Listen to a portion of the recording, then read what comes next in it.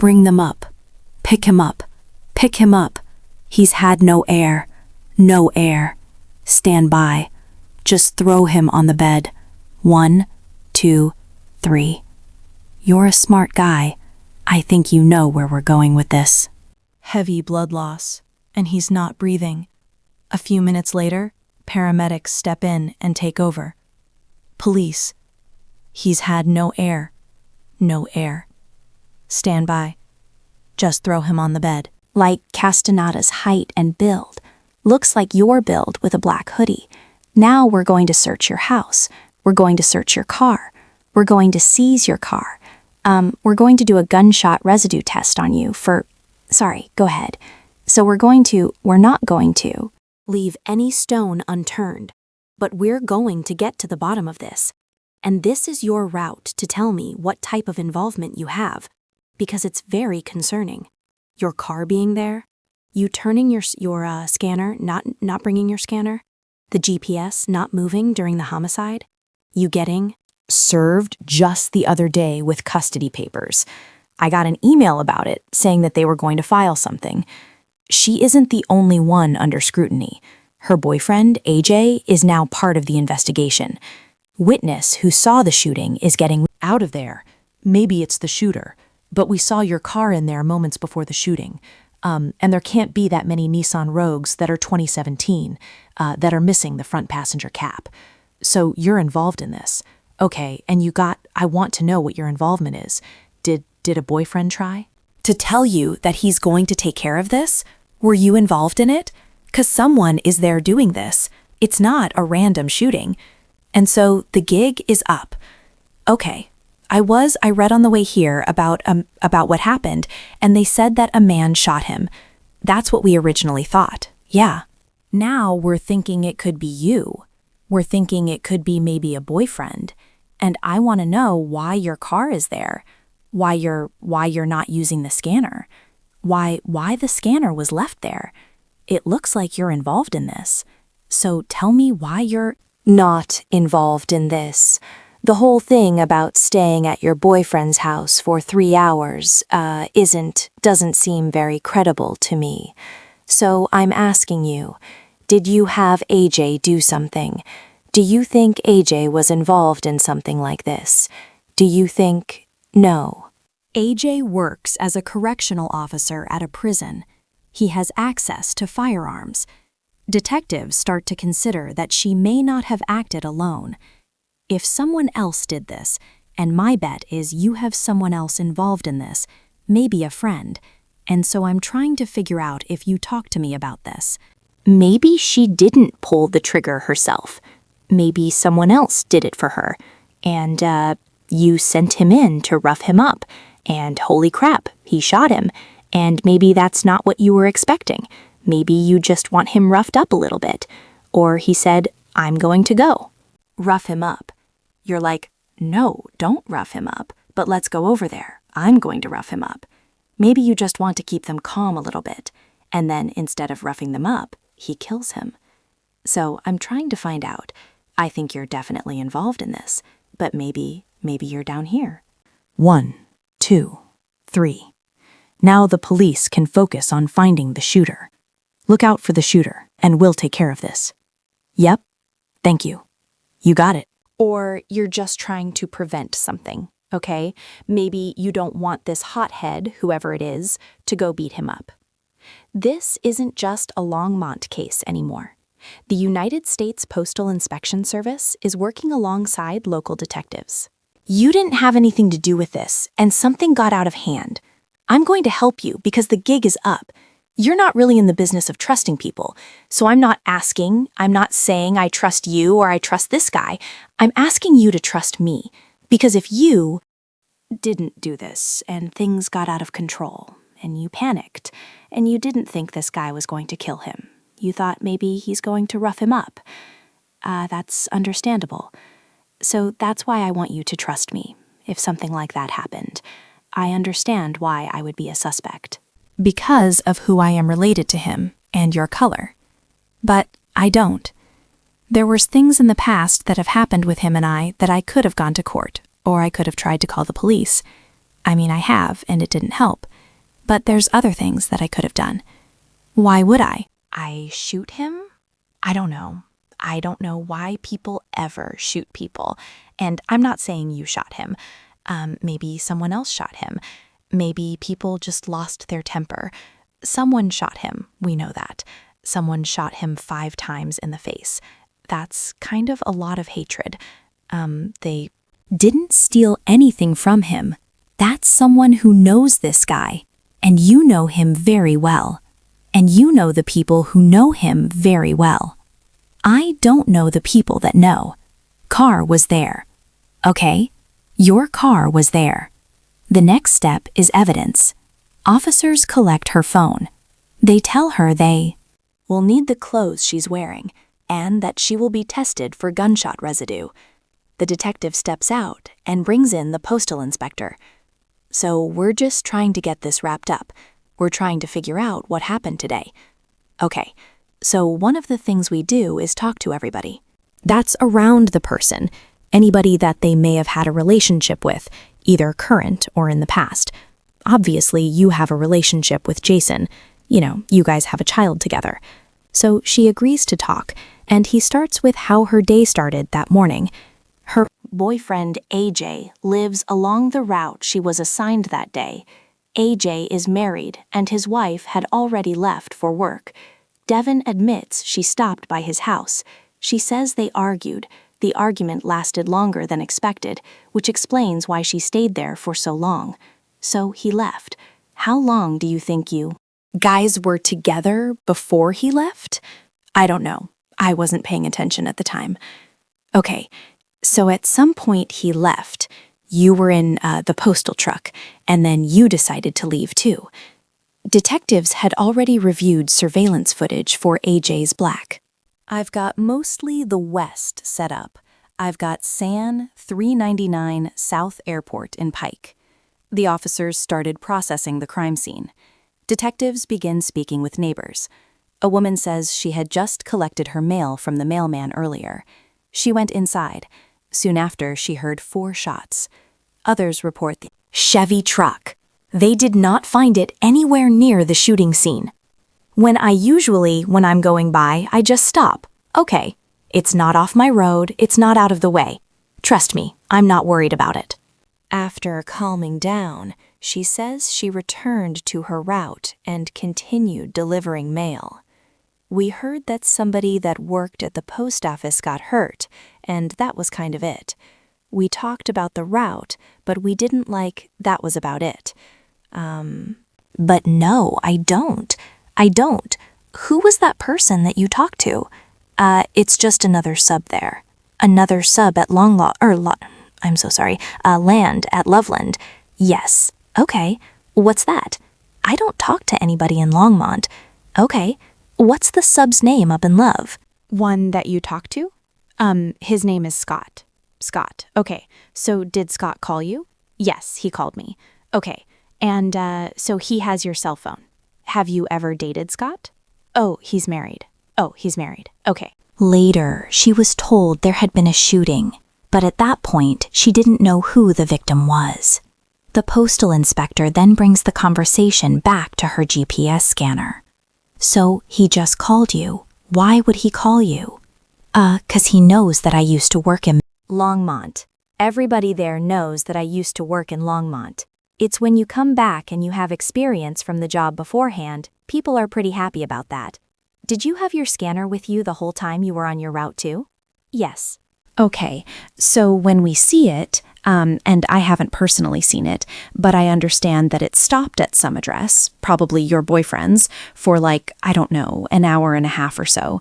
That's when you stopped at your boyfriend's house. Yes. Okay. And it's the same thing every Wednesday. Every Wednesday. And then when you got back to the station, the post office, did you turn in your scanner? Yes. Did you have an arrow key? Yes, I turned in my arrow keys, my gas card, my scanner, and my truck keys. Okay.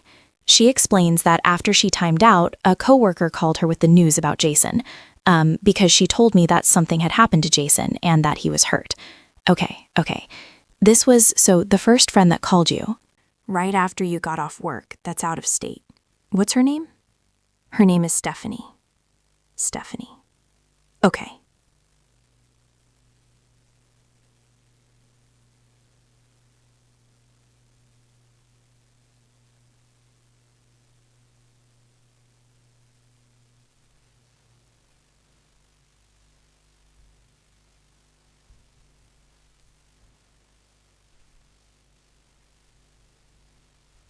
Same thing. Several neighbors saw a man in a hoodie and mask running away. Because this involves a postal worker, federal authorities are notified. A postal inspector identifies the victim as 33-year-old Jason Schaefer. Not long after, word comes from the hospital. Jason doesn't survive. Nothing is... Okay. And what did AJ say? He was just as surprised as I was? Okay. So after you left your house with the dog, where did you go after that? I was already on the phone with the... Detective, so I came straight here. I stopped and got gas, but I came straight here. Okay. As word spread, people began calling her. Phone records confirm several incoming calls during that window. But one detail stands out. She never tried to call Jason, not once. With the timeline mostly established, the inspector focuses on the vehicle. He asks who else had access to her Nissan Rogue. There is little doubt it was her car in the neighborhood, but the driver's face was never captured. Let me back up so I'm not confused. So you got up at your house this morning, you drove your car to work, you cased mail till about 10:30, went out on your route, stopped by your boyfriend's house for an hour and a half or so. After the argument, you ended up leaving, finished your route, and then went back to the post office. Got back? In your car and then went home. Is that accurate? Yes, I got in my car and I went home, and I was going to be heading down here anyway for my TV night with my girlfriend. TV night with your girlfriend. Okay, you got off almost 5 and then you... Drove home. What time did you get home? So I'm not quite sure where you live, but it only takes me 10 to 15 minutes to get home. Okay, so it's pretty quick to get to your house, from your house to work. Yeah. Probably depending on traffic, yes. Earlier interview, Rosa had made one thing clear. If Devin was involved, then AJ was likely involved too. Well, some of them, they wear plain clothes. Others wear a uniform with like a belt and handcuffs. Oh, yeah. I mean, you have a uniform in? Okay, so he has a uniform. Does he dress like a policeman? Okay, does he have a gun and handcuffs and all that kind of stuff? Okay, and he said his name's AJ and he works as a correctional officer. Okay, do you know if he was you said... He doesn't normally work on Wednesdays. Is that accurate? Or was today... Usually has Wednesdays off. Okay. Devin said she didn't own a gun, but she admitted she had fired guns before. She arrived at the station nearly 6 hours after the shooting, which gave her time to shower, change, or clean up. But detectives still plan to run a gunshot residue test. Okay, you're 100% positive that they won't find any. Okay, and if they do, what would that mean? Didn't give you an answer for that. Missing from him. Nothing taken from the mail truck. Robbery is rolled out. 5 shell casings are recovered. 5 shots fired. His parents tell detectives they last saw him 3 weeks earlier. He had just moved into a new apartment with his girlfriend, Rosa. So detectives look for Rosa. They find her at work. Supervisors. Okay, so one of the other things that happens, especially in these types of things, where it's like kind of closer range, like the other thing that happens is like there's microscopic like blood droplets that come back on people. And it kind of splatters your clothes too. So they're going to take a look for, is there going to be any reason that there's going to be any type of, because they're going to take a look at everything, like your shoes, your socks, they have FBI labs here too. They can find, I'm sure, you've seen like FBI files and all that kind of stuff too. They have labs that pretty much can, what they do is, you see how these shoes have like this really intricate weave? Mm-hmm. So they can actually go in there with different tools and technologies and find like blood droplets that you. can't even see with a regular microscope. It's like a forensic microscope. So what they're going to do is they're going to take a look at that. So I think probably what they're going to find is some of Jason's blood on your shoes. Would you agree with that?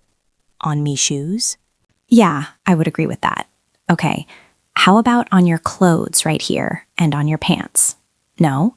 Are they going to find any blood droplets when they look at it with this super sophisticated technology? And I want to give you the benefit of the doubt. It was then that the postal inspector bluntly said what he believed would happen after the test. They're going to look at your shoes. They're going to see if there's these droplets. They're going to see if there's any gunshot residue. And when they do find those, We want to have an explanation for those. You see what I'm saying? Was it, you're saying that they're going to, I asked you I asked you if they were going to, and I answered, and you said no. So, and I appreciate That, because that's one of the tough questions I have to ask people, especially since this was is the father of your child. Okay, one of the other things that we look at when we're doing forensics and that type of thing is we take a look at cell phone information. Where were you?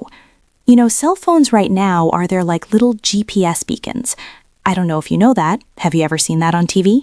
I mean, they use GPS on the phone all the time. So it's like the same thing. So you seem like a smart person, so you know how GPS records work too, right? So one of the things we're going to do as part of this is we're going to have to pull phone records. Okay, the distance between Loveland and the crime scene in Longmont is about 20 meters.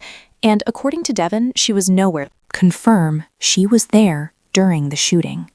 Still, she's asked to come in for an interview. So that does start the morning, 'cause the alarm went off. Okay, what time did he wake up? 6:45. Okay, and then he didn't want him to. Near Jason.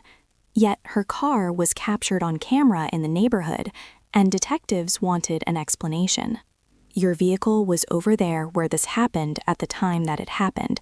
We have witnesses and we have surveillance footage. Right. And at that, I said to the Detective, I don't have an answer for that. Okay, you don't have an answer. You have zero answer. How do you think something like that could happen? I don't know. And that is where I ask the lawyer or the detective to speak to. A lawyer. Do you think somebody stole your car? Again, I'm going to ask to speak to a lawyer, okay? If we're going to continue with this questioning, I don't have an answer for that, okay? So, let me make sure I'm clear with you. If we don't talk about the car, you're fine to continue to help me with Jason, but you don't want to talk about the car. I don't want to talk about something that you are saying is incriminating me. Okay, when I did not do this. I'm just saying that the vehicle was there, and I just said, I don't have a response for it. I don't have an answer. I don't know how to tell you that the car was there while I was at work in Loveland.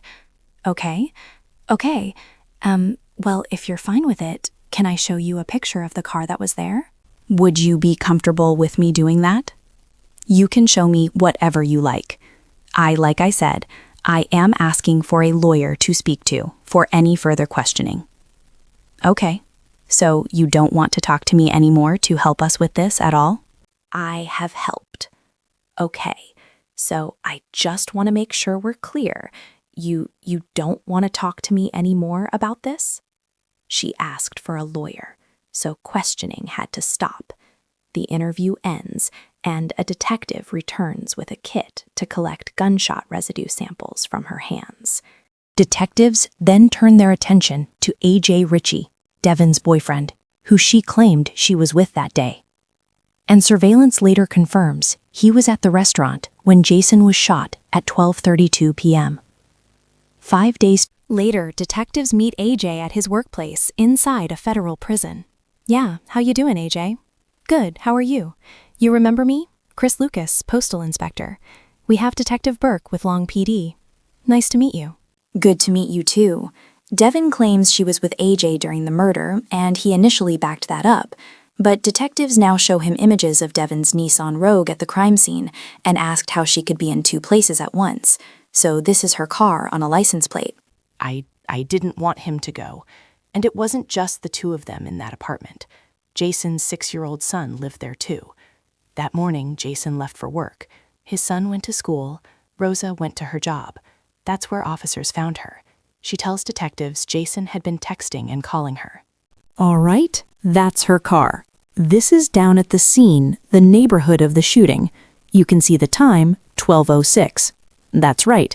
So originally, you told us that she was up there at your house with you until 12:15 when you left to go to Hooters. Can you explain that? We're trying to verify Devon's timeline right now. That's the thing. Yeah, she was not with me. She was my mashade before that. She came over to my house after I was done with Hooters. For about 10 minutes. For about 10 minutes? Yeah. What happened when she got there? She just stopped, used the bathroom, got some water. Did she leave anything? No. Nothing at all? No. Not unless it was in the bathroom. Did she change clothes? No. She remember what she was wearing? Not specifically. I think I told you that night it was a pair of pants and a T-shirt. No. Okay, I think the pants were darker. I don't know what the t-shirt was. Okay, the shooter in the footage is wearing brown pants. Investigators point out that this is not the only gap in his story, especially since he and Devon actually started that morning together at her house. Her house. So you weren't at work.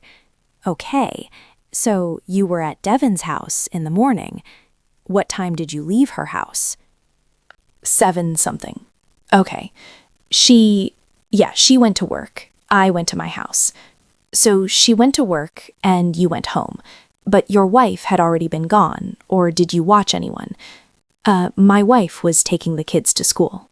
'Cause she has to be to work today, so she was already gone. Okay, so what time did you get to Devon's house? Right, would have been I stayed the night at Dion's house. My wife would thought I was okay. So that's why you told us that I said protect yourself and your wife, or protect, so she didn't find out forever. So you're with Devon all night. You didn't want your wife to know. You left at 7 in the morning. Did you have any contact with her? We talked on the phone a good majority of the day. Okay, what were the conversations? like, they're pretty normal conversations. Just kind of like what's going on with our day, like how things were going. We just talk and we just stay on the phone. We just wear your earbuds. So you were on the phone for a while? Throughout the morning, and then we were just kind of texting back and forth, because, he was at work. And then he said he always stops by in the mornings, because he always does a chunk of his route. And then he'll even stopped by her workplace at 10:20 a.m., stayed for about 30 minutes. short time, multiple times in quite a while. Okay, we spent when I wasn't working. Okay, where were you while you were talking to her? House. You at your house. He says they stayed in contact by phone throughout the morning, that she was working while he was home, and even when he left to run errands, he claims they remained on the call, and you're still talking to her on the phone. And then from basically, do you ever run into Devon while you're driving? Around? No, not at all. Were you in the same area as her? No. Okay, basically, you drive around, you're on the phone, then you go to Hooters, you have lunch. What do you do after that? End up going home. I stayed at home after that, and then she came by to use the bathroom and get some water at the end of her round. That's my neighborhood. What time was that? 2-ish, I would say. Okay.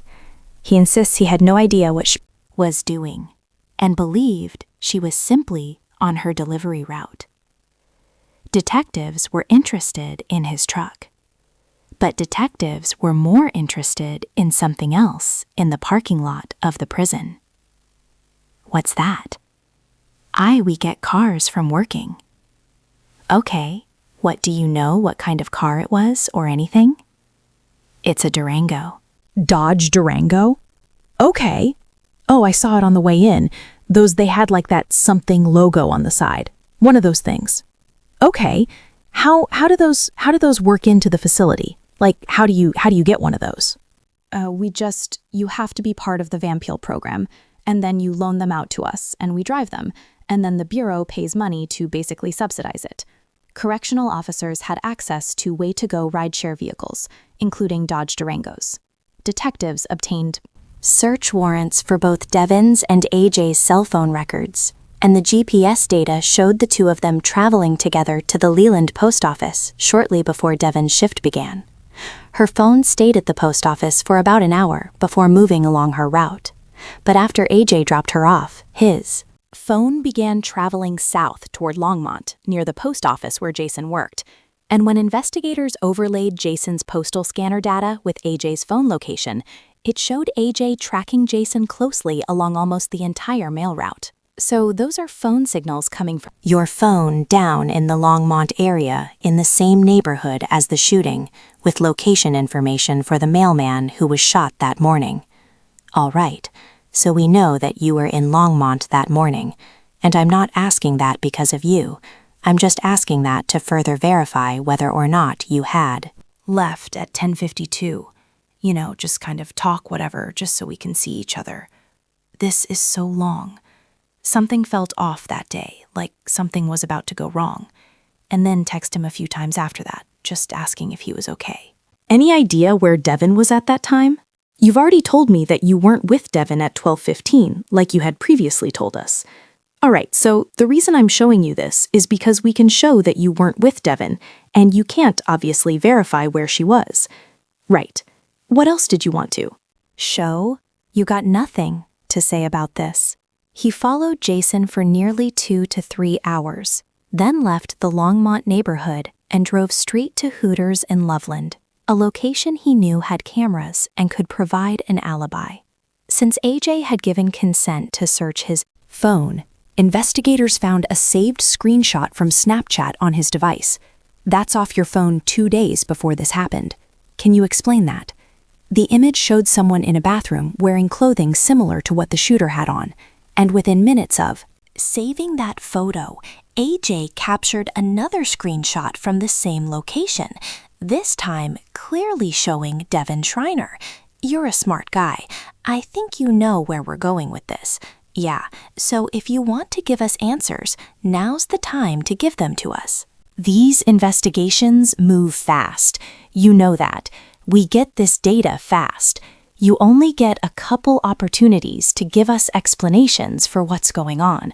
We're trying to find the truth. It was then AJ who admitted he knew all along what's going to happen. He tells investigators Devin had been fixated on ending Jason's life ever since Jason filed for increased custody of their son. In the morning when I dropped her off at my house, and I didn't necessarily think too much of it, I thought that we were going to fool around after she got off, and because we had done that in the past.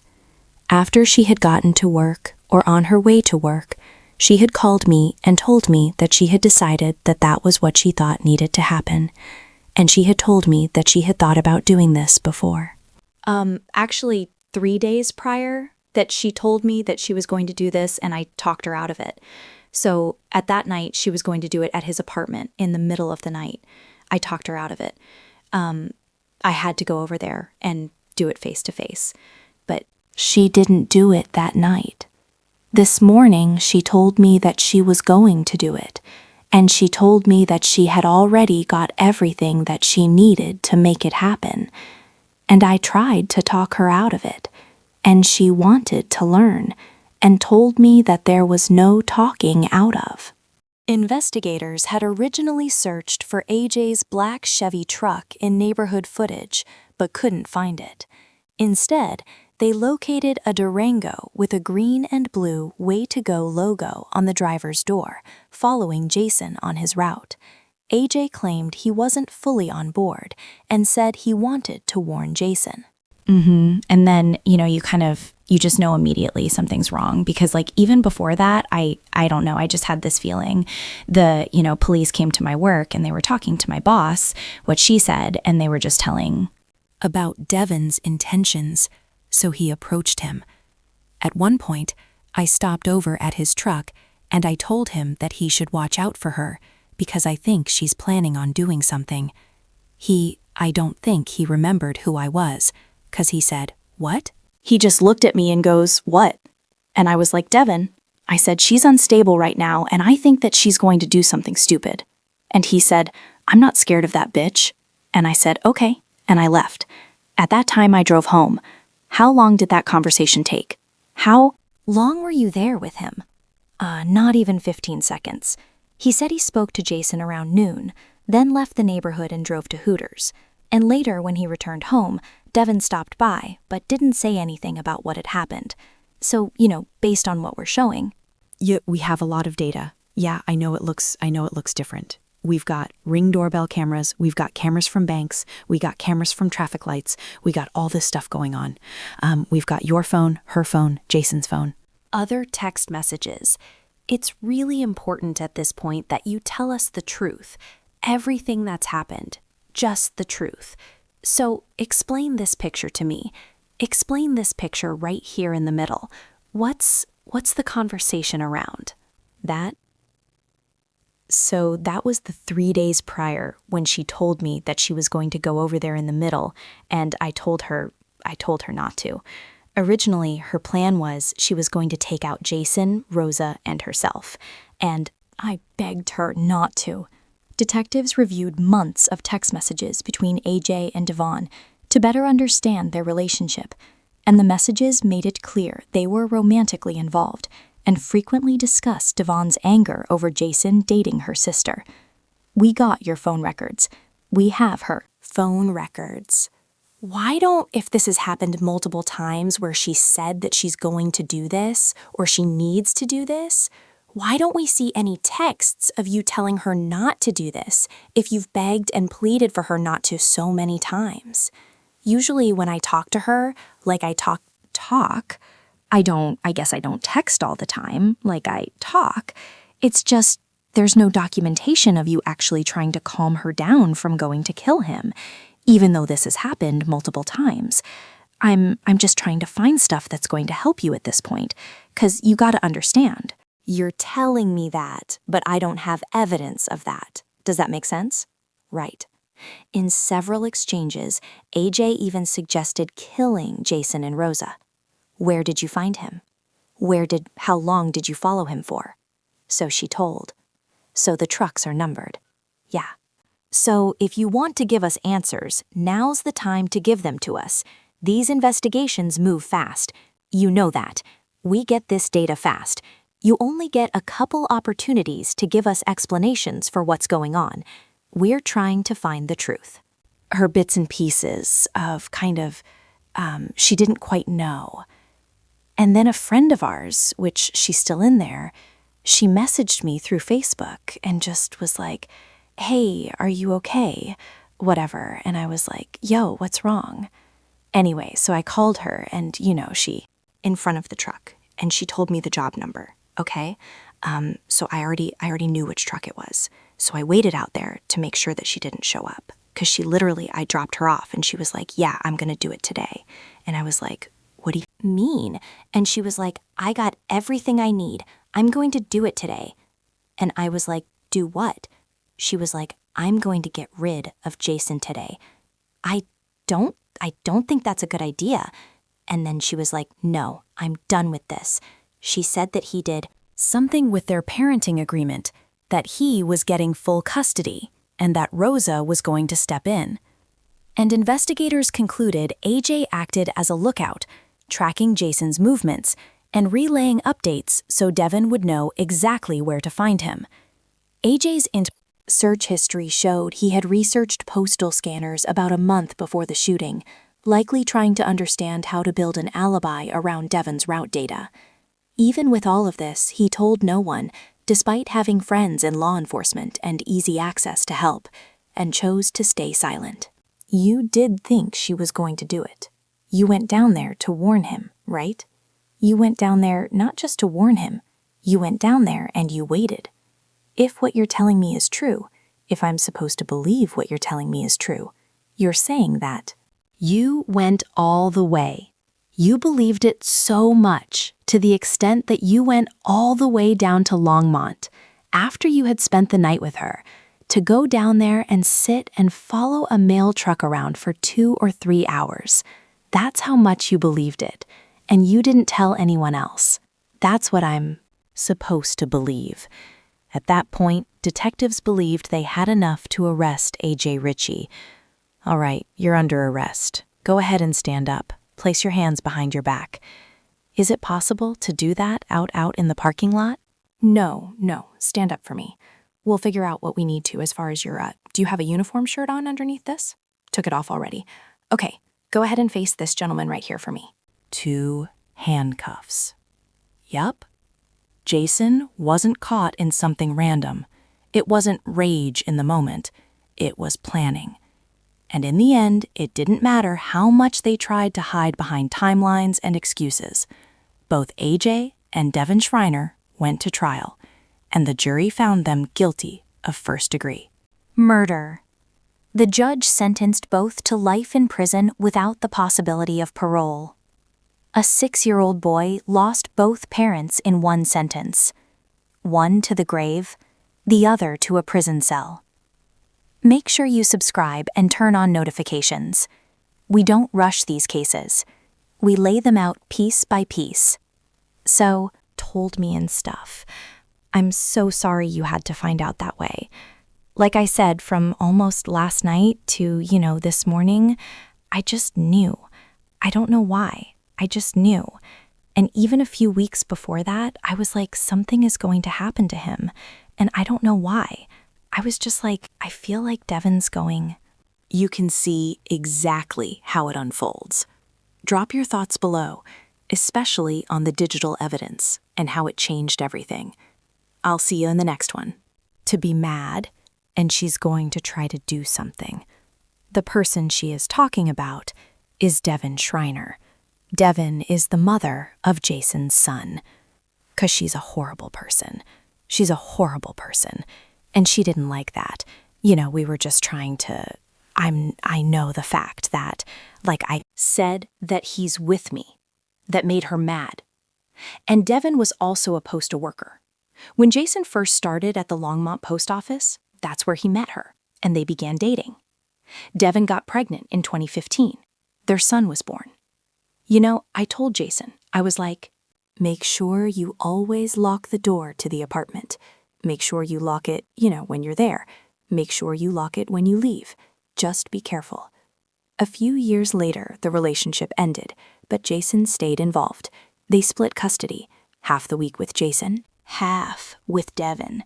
Yes, he was worried because, like I said, when she went to the post office, he thought maybe she hid some kind of little voice, thing to a recorder or something. Yeah, a little recorder in his jacket. I don't know, something like that. So he was, being careful with that. Looking at every little thing to make sure she didn't hide something somewhere. But yeah, he was worried because he was like, why? What is she doing? Why is she going through my stuff? Why is she here? Devin didn't like that Jason started dating Rosa a few months earlier. They had been separated for years.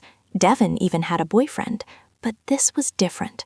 Rosa wasn't just someone new. Obviously, a lot of different dynamics with this relationship. Just with Devin being your sister. Yes, you heard that right. Rosa is Devon's younger sister, but they were never close. Still, to Devon, this crossed a line. She hadn't been in our lives for 9 years. Really? Tell me about that. We all lived at our mom's house, when we were all younger. She ended up leaving when she was about 16. Oh, okay. Anyway, so she lived with her dad. She got in contact with us at the beginning of, or the end of last year. It's the afternoon in Longmont. A biker rides past a mail truck and sees a postal worker finishing his route. Nothing unusual, just another stop on a quiet street. The date is October 13th, 2021. At 12:29 p.m., the mailman is back at his truck. A man in a hoodie walks. End of 2020. End of 2020. Yeah, okay, anyways. And so then the beginning of this year, I moved in with her here in Longmont. We lived together for a bit in her house, and then we had an apartment together. Jason first met Rosa when he dropped off his son at Devin's place. That's how it started. And then there's a situation between her and I. She kicked me out, her sister with her child's father. For Devin, it felt like betrayal, even though she had moved on herself, dating two guys at the same time. They tried to keep things civil for their son. It didn't last. Jason attempted to co-parent peacefully. It kept breaking down. Eventually, he contacted a lawyer to formalize a parenting plan. 2 days before the shooting, Jason filed for increased custody. Do you know what Devin's? Was that response to him asking for more custody? They haven't gotten that far yet, because he was going to take her to mediation. Yeah, okay, but you don't know what her initial reaction was when she didn't. Well, again, that's not something she would know until they went to mediation, and then he would say, "This is what I'm asking for." Oh, okay, yeah, okay, I hear you. I guess, would she be upset that his lawyer was contacting her in the first place, do you think? I don't know. As far as I know, she did not. She would not contact the lawyer back. Anything else happened between them within that last couple of days, besides the custody arguments that they had? You know, Rosa also tells them something else. In the weeks before the shooting, Devin had started showing up around Jason, watching, following. Saw her going through his stuff at his case, and she was like going through his jacket pockets and just looking around. We were going to, try to follow through with that and see what she was doing. Of course we don't know. But, things like that. And a few times before that made Jason really worried about her intentions. But yeah, he was worried because he was like, why? What? What is she doing? Why is she going through my stuff? Why is she here? And that was, like I said, about the third time she's gone into his work. But yeah, everything just felt so off. And I think I told the officer, only Jason told me this. But remembering clearly now that my mind is clear, specifically AJ, he worries me the most. When they said he was shot, of course, I immediately thought of AJ. Around that same time, Devin receives a call about what happened. She contacts Bacher across the street toward him. Then it happens. 5 loud bangs, 5 shots, 10 seconds. That's all it takes. The gunman turns and runs. This is a calm neighborhood, houses close together. People were home in the middle of the day. The shots carry across. Police, while Rosa is still at the station. I've been getting a lot of calls from past coworkers and people that I know saying that there may have been an accident with my son's father. Oh, what's your name? Devin Schreiner. Okay, yeah, there's been an incident, and so we're trying to figure out what's going on. I have no idea what it is, if it's a random event or, but yeah, I'd like to talk to you about this. Are you available to come in over here? We can talk? Can you tell me what's happening? Because everybody just keeps saying there's an accident, and my son is supposed to be with him right now, and he is 5 years old. Yeah, this is here. You have my son? Yep. I'm sorry, here, he's fine. Rosa came to pick him up because of what's going on, and okay, so I don't understand why nobody called me.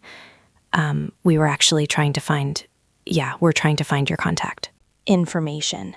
And my contact information should be anywhere that my son's father is. I understand that we're not together, but I'm his mother, and I should have been contacted immediately. I'm going to find out who was in charge of that and ask him what's going on with that. But yeah, well, Rosa is not his guardian. She should not be having custody of him right now. We're not saying that she's having custody or anything like that. We just want out of there, Okay, but so was my son Picked up from daycare? Yes. Okay. The daycare has my contact information. He should not have been removed from the school until I was contacted. Well, let's figure out what's going on. And I'm... Yeah, I would love to know, but what is happening? Where is my son's father? Well, that's what we need to talk about and talk about this in depth. Are you able to come down to the police department? And in the meantime, I'll find out who was out on scene. Oh, I mean, you have my son? Yes, of course I'm coming down there. Okay. As Devin heads towards the station, investigators back in Longmont keep working the scene. One neighbor tells police the attacker looked like he was waiting. He didn't rush in. He approached only when Jason was alone. A Ring doorbell camera captured part of the footage shows a person walking across the street and moving behind Jason's mail truck. The camera is too far to show a clear face, but it does show the direction the shooter ran. Within 2 hours of the shooting, investigators working with neighbors started pulling surveillance footage. Somerset Meadows. Everyone hears them. Few neighbors witness it all happen. 911. Address of the emergency? Yes. Hi, I need an ambulance. Our post office guy was just shot. I heard 4 shots, and he's down. From nearby homes, they quickly found multiple clips showing the suspect leaving the area. Several cameras captured a person in loose, dark clothing moving away from the scene. It was clear the shooter had tried to hide their identity and had a planned exit route. Based on the person's build and height, detectives couldn't rule out Devin, just as Rosa had suggested. Back at the station, they circled back to Rosa with more questions. Do you have a gun on you? Yeah, it's just a Glock. But was it like a small gun or... Oh, it was about that size. Maybe a... Little bit smaller. So, like a handgun? Yeah, it's just small handgun. Anything specific about it? Like, was it colorful or just black? Just black. She kept it in her glove compartment in her car. Yeah. In the car that she drives now. Her black Nissan, you know? And he gave it to her a few months back when she had a job where she delivered papers. And of course, that's a night job, so you're out all night, and you would have to go into some apartments and stuff like that. Gun. Pretty dark. Anyways, it was definitely sketchy, and he was worried. Okay, so he got her that gun a couple months ago. He didn't get it for her. He already had it. She gave it to her. He has. Meanwhile, investigators review every vehicle seen on camera near the time of the shooting.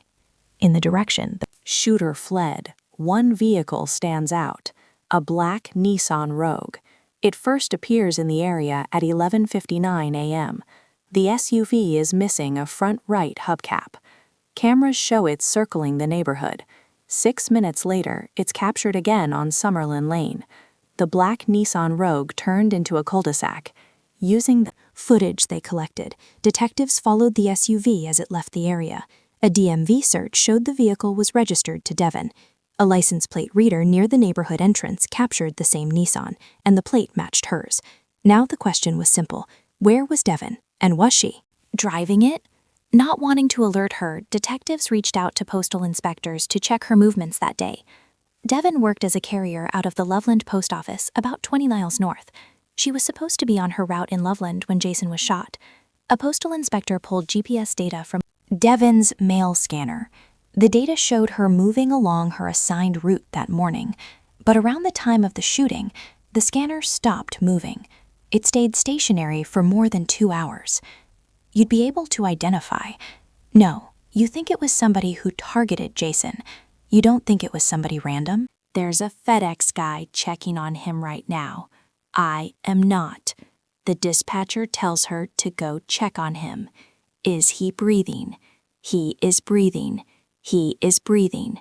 Please send an ambulance. Sending.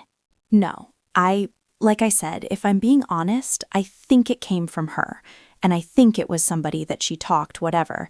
And if it's the people I've met, of course I would know.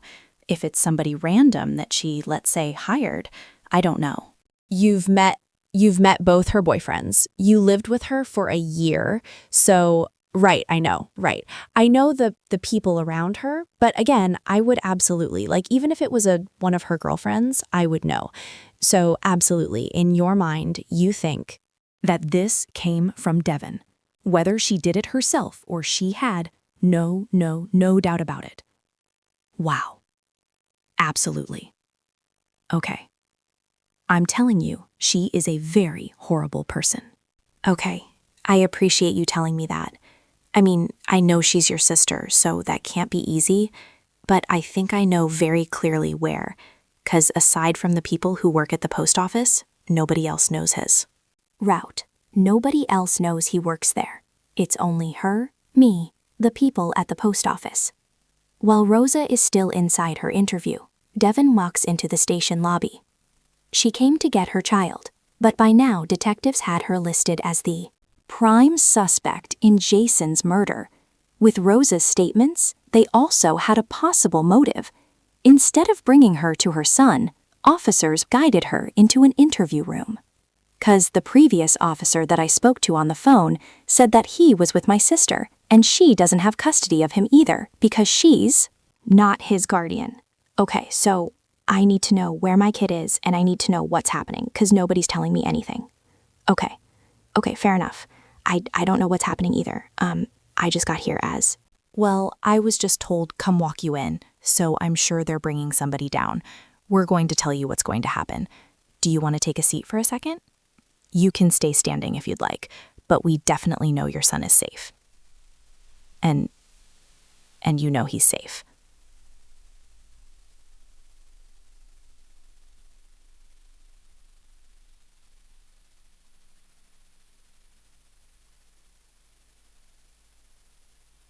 Safe. Nobody called me.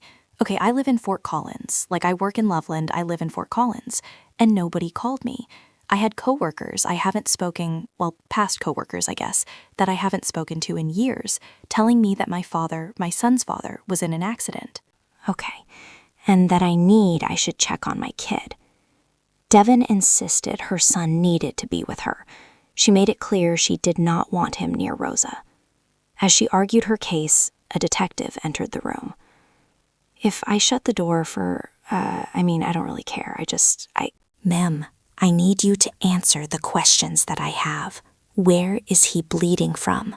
But the woman is shell-shocked. She can't believe what she is seeing.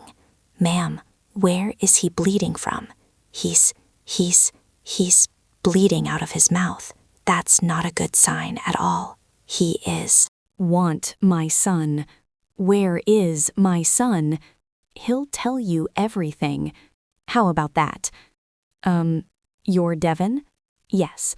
Am I pronouncing that right? Yes. I'm Steve. You can call me Steve. We gotta kind of step back here a little bit.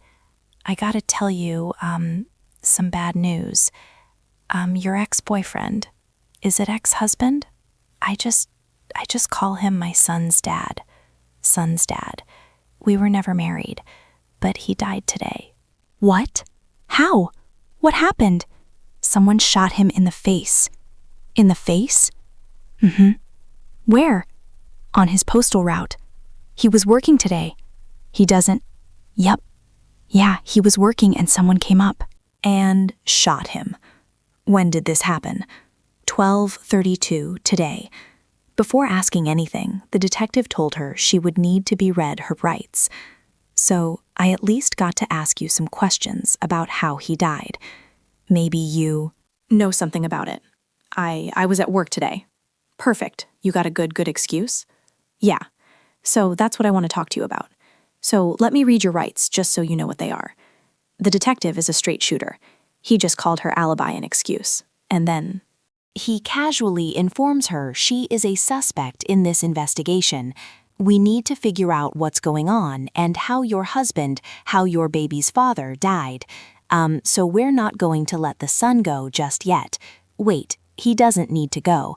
But if he can I at least see him first? Right now. Now? Why? Right now. I don't know who killed them. And I don't want to turn over the axe to the baby until I know that everything's legit and that you're calm and that you're rational and you're not a crazy person, 'cause I've never met you. Before. I'm not calm. My son was taken. Nobody told me that anything happened. My son was taken from school by either police, and I was not informed, or by somebody who is not legally allowed to pick him up from school. Yeah, so here's what's going on. We went out to the school and we said we don't want anyone picking up the child until we figure out. Devin was already tense, and when Rosa's name came up, it only made things worse. We're not releasing her yet. We want to find out. She's with him, she's with my Son, we're all with she's being interviewed by detective 'cause we're not sure who she is. She's my sister. The child is here. The child is being interviewed. He should not be interviewed because I Either shot in the face or his lungs are punctured and are now filling up with blood. It happened right there in the Somerset Meadows neighborhood of Longmont. The caller and another neighbor are the only ones with him. Neither knows how to help. Police arrive while the caller is still on the line. didn't give consent for him to be spoken to. He's a witness, so he doesn't need consent from... Was he there? Was he in the... But he's going to tell us about the relationship between you and his father. But I don't. You don't understand. He's fired. Well, he might not have anything to say, but no, I don't understand how this can all happen without me even knowing that anything happened in the first place. Because we don't release children. After about 15 minutes, she finally Settles down. The detective then asks about her relationship with Jason. I mean, it wasn't great. He left us when 6 months. He moved out, and we tried, I guess, a couple of times to work things out, but it never worked. Okay, business and, all that, but police aren't there every day. Nothing. I mean, just a bad relationship that they didn't take off the ground. I had filed a restraining order against him back in, 2015, 2016, at the end or the beginning of the year, I don't remember. We had an altercation and I asked him to leave my house because he wasn't living there anymore. And he got a little physical while I was holding my son, and he was an infant at the time. And so I filed it to get him to back off a little bit. And when I went to make it permanent, they're like, you know how hard this is going to be? Like, if you make it permanent, it's going to be really hard to do transitions because he has partial custody and all of this stuff. So that's going to be really hard. You understand that, right? And so I was a new mom. I couldn't do it by myself. I was like, hopefully that won't happen again. And so I didn't make it permanent. Okay, well, that's understandable. Everyone has a reason for getting restrained orders, and everyone has their own reason why they don't make it permanent. And I'm not here to judge your actions about why you decided to do what you decided was best for me. So the detective lays it out clearly. She fits the general description. Her car was seen in the neighborhood. Her scanner was inactive during the shooting window. As far as they're concerned, she is the prime suspect. A little while ago with your license plate, and it has that front passenger hubcap missing.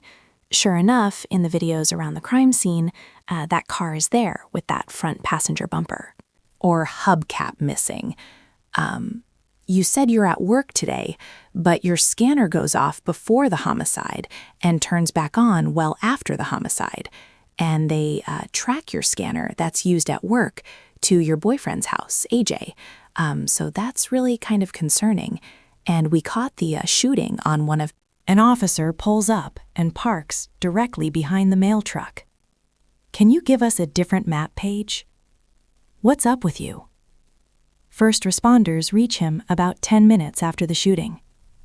The victim has suffered multiple gunshot wounds. The Nest doorbell cameras from across the street. So I'm really kind of concerned. I know that you got served just the other day with the child custody order, and you're a little upset about that. You told you told Devin in the past that AJ knows where you live and that he'll shoot you if you need to. They remind her that about a year earlier, she had threatened Jason, and then Jason told Rose that, and Rose told us that. This happened about a year ago. That AJ knows where you live, Jason. AJ will shoot you, Jason. You said that. That I said that. I've never said that. Why is your car in the crime scene area? Why are you in that area in your car? Why are you turning off your scanner? I didn't turn off my scanner. You did. No, I didn't. Most inspectors are here. Turn off my scanner. Or you didn't. You didn't go with the scanner. The scanner is at your boyfriend's house or somewhere in that area. In front of it or in a bush somewhere in that area. It wasn't. With you. Okay. They have a breadcrumb trail on GPS on your scanner, and the postal inspectors are here. And they said before the homicide, you're not doing anything with the scanner. It's stationary for like 3 hours or more, and it should be mobile because you're working, but it's at your boyfriend's house. And why is your car in the crime scene area? We've got video of your car in the crime scene area. I don't know why it would be on camera that my car was down there, but if I don't scan. Packages. Then obviously I'm not doing that. But I did stop I did stop at his house for my lunch break, sort of. I think you're a good person, but something's not right here. I think the gig is up. There's something weird going on. On here, everything is pointed to you being involved in the shooting. People don't go around just shooting postal people. I mean, I work for the post office, and I have before, and I have been, and supposedly you're on video 2 weeks ago breaking the lawn post office. That's a separate, didn't break in. I work for the post office. I'm allowed to go in. But who cares about that? That's just a stupid burglary. And just weeks ago, she had been caught going through his belongings at the post office without Permission. Why? What's your involvement in this? 'Cause I think there's a lot more than you're telling us. The video of the shooter looks kind of like you. It's from a distance, but it looks like your height and your build. It doesn't look like AJ's height and build. Doesn't look.